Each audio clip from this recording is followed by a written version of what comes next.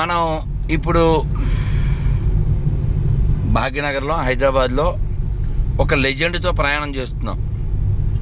ఆ లెజెండ్ ఎవరంటే lady legend award స్వీకరించిన మన హైదరాబాద్లోనే only one lady cab driver Narayanamma.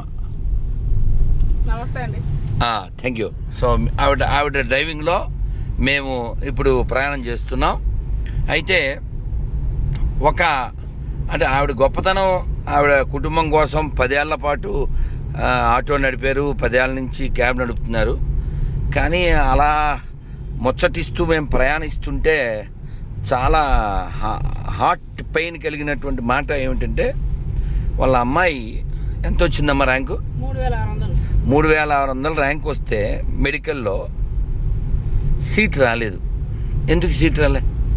ఓషినండి Reddy ఓషిన్ కాబట్టి ఇవ్వలేదు. నాకు ఎందుకు ఇవ్వలేదంటే నేను పేదరెడ్డిని, వాళ్ళకి తెలియదు. అది రెడ్డి అంటే ఏదో కుప్పలు ఉంది, కుప్ప మీద కూర్చున్నా. ఎందుకుంటది? కుప్ప మీద కూర్చున్నా. కూడు తినడానికి లేని రెడ్లున్నారు, నేను కూలి పని చేసుకునే రెడ్లున్నారు, గుడిసెల్లో ఉండే రెడ్లున్నారు. ఆ కోవకు చెందిందని నేను ఇప్పటి వరకు కూడా ఇల్లు 20 సంవత్సరాల పైన అయింది నేను హైదరాబాద్కి వచ్చి.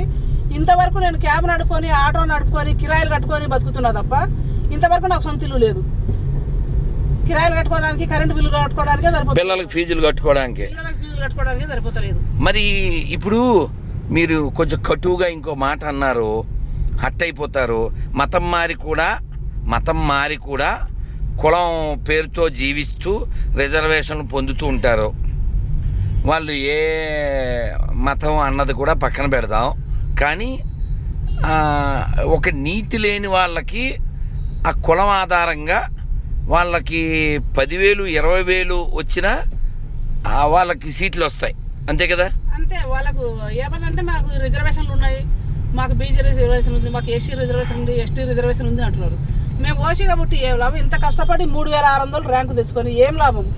ఏం సంపాదించినావు చెప్పండి? పిల్ల ఏడ్చింది కదా, మస్తు ఏడ్చింది. ఒక్కరోజు కాదు, 4 రోజులు అసలు అన్నం తినకుండా ఏడ్చింది. బిడ్డకి అంత కడుపు కాలిపోయి ఉంటుంది. రాత్రి 11-12 గంటల వరకు నేను ఆటో నడిపించి పిల్లలకు ఫీజు కట్టుకున్నాను. మీరు చెబితేనే నాకు కడుపు కాలి ఈ వీడియో చేస్తున్నాను. అయితే విషయం ఏంటంటే, నిన్న మొన్న ఏదో ఊర్లో ఎవరితోనో మాట్లాడేటప్పుడు ఇంకొక విన్నది ఏమిటంటే, ఈ చదువు వాడు 1 మార్కు 0 మార్కుడికి కూడా MBBS సీట్లు ఇచ్చారట. రే వింటున్నావా రే? 1 మార్కు 0 మార్కుడికి కూడా MBBS సీట్లు ఇస్తే అలాంటి ఎదవలో డాక్టర్లు అయితే ఏమవుతుందనా? ఆపరేషన్ సక్సెస్, పేషెంట్ డైడ్ కదా. నేను అదే చెప్పేది. ఇప్పుడు 3600 వచ్చిన ఓసీకి ఇవ్వలేదు, 10,000 వచ్చిన ఎస్సీ ఎస్టీలకి ఇచ్చినారు. వాళ్ళు 10,000 అది కాదు. ఇప్పుడు నువ్వు ఎస్సీఐ ఎస్టీ అన్నది కాదు, డ్రైవింగ్ వచ్చినోడికి ఈ సీట్ ఇవ్వాలి, టాలెంట్ ఉన్నోడికి కదా ఇవ్వాలి. రిజర్వేషన్ అని చెప్పేసి వాళ్ళకు ఎక్కువ ర్యాంక్ వచ్చినా సరే వాళ్ళకి ఇచ్చినారు, తక్కువ ర్యాంక్ వచ్చిన వాళ్ళకు వీళ్ళకి ఇవ్వలేదు. ఇప్పుడు డాక్టర్ న్యాయంగా డాక్టర్ ఎవరు కావాలి? 3600 వచ్చిన వాళ్ళు కావాలన్నా, లేకపోతే 36,000 వచ్చిన వాళ్ళు కావాలన్నా? మీరు చెప్పండి. ఇప్పుడు మీ బంధువు అయినంత మాత్రం డ్రైవింగ్ రానోడికి స్టీరింగ్ ఇవ్వకూడదు కదా. నలుగురిని గుద్ది చంపుతాడు. సేమ్ ఇక్కడ వీడేమో పొట్ట జీలు చంపుతాడు, అంతేనండి? అంతే కదా. మరి ఇప్పుడు చదువుకొని కరెక్ట్గా ఉన్న వాళ్ళకు వాళ్ళు సీట్ ఇవ్వాలి. మీరు ఓసీలు బీసీలు అంటే ఎట్లా? అది కరెక్ట్ కాదు కదా. కాదు, దానికి క్వాలిఫికేషన్ ముఖ్యం. కానీ ఆడు పుట్టుకతో నీకేంటి సంబంధం? నాకు అర్థం కాదు. వాడు ఎవడైతే ఏంటి అసలు? వాడు రెడ్డి అయితే ఏంటి, నాయుడు అయితే ఏంటి, మాల అయితే ఏంటి, మాదిగ అయితే ఏంటి, వర్మ అయితే ఏంటి, శర్మ అయితే ఏంటి?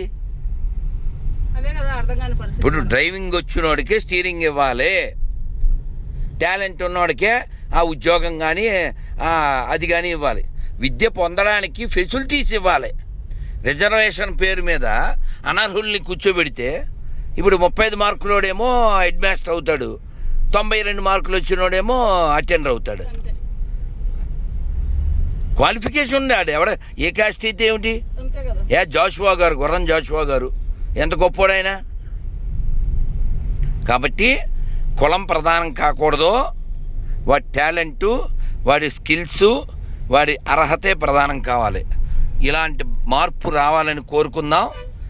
నీతి లేనటువంటి వాడు ఎవడైనా, ఏ మతం వాడు, ఏ కులం వాడైనా సరే ఈ భూమికి భారం అనే విషయాన్ని గమనిస్తూ రిజర్వేషన్ పేరు మీద తగిన వాళ్ళకి పొందవలసిన వాళ్ళు అసలు రిజర్వేషన్లు తీసేస్తే ఈ గొడవ ఉండదు కదా. అసలు రిజర్వేషన్ అనేది తీసేయాలి, రిజర్వేషన్ అనేది ఉండొద్దు కదా. సే నో టు రిజర్వేషన్స్, సే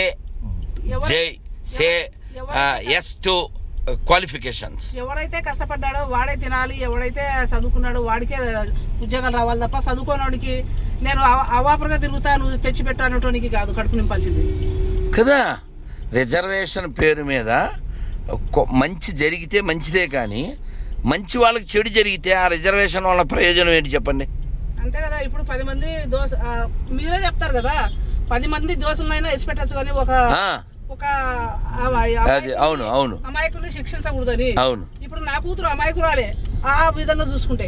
మరి కష్టపడి చదివి 3600 ఒక auto driver, lady auto driver కూతురు ఆ ఫలం పొందితే సమాజానికి ఎంత బలం ఉంటుందండి. అలాంటి పిల్ల డాక్టర్ అయితేను. ఈ అన్యాయాన్ని సరిదిద్దడానికి ఏం చేయగలమో, ఈ తల్లి ఆ బంగారు తల్లి యొక్క ఆవేదనని మనం తీర్చడానికి ఏం చేయగలమో ఈ కామెంట్లో చెప్పగలరు. ప్రేక్షకులారా, భక్తులారా, హిందువులు కాని వాళ్ళారా, నిజాయితీ కలిగిన ప్రతి ఒక్కరికి మా యొక్క విజ్ఞప్తి, భారత్ మాతాకి జై. Say no to reservation, say yes to qualification.